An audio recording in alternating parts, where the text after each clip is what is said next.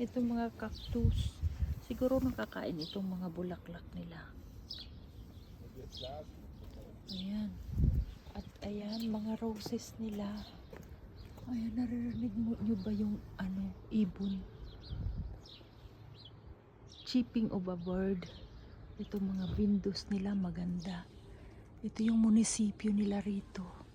Ganito ang pag-cut ng roses, o diba? Ganyan, para siyang bouquet. Yan. Prino nila, itinira lang nila ito.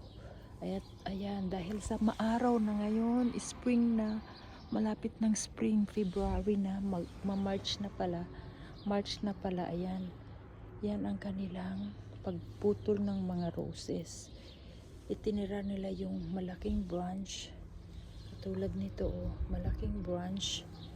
Yan, yung healthy branch, yun ang itiniring nila. Tapos pinutol nila yung mga maliliit. Ayan, sumusibol na. Spring na po, malapit na. Kaya yan. Ganyan ang pagputol, malinis.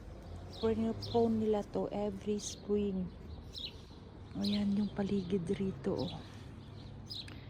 Mga mountain, Alps. Ayan, may snow pa doon.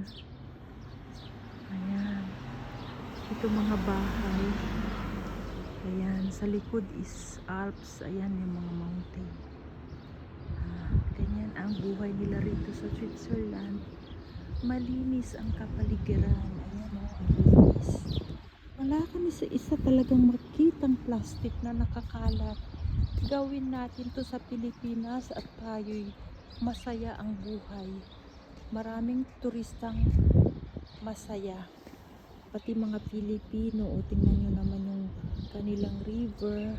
Wala ni isang nakalutang na plastic. Ang linis, ayan malinis at saka malinaw ang tubig.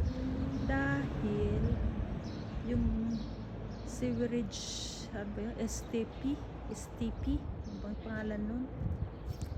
Sewerage system nila ay pinifilter muna nila. Kaya yan, ang linis ng tubig. Ayan yung mga kabahayan dito, mga apartments yung mga yan. Apartments sa gilid ng river, ng stream. Kasi doon is lake na doon. Ayan, tignan natin yung kanilang port.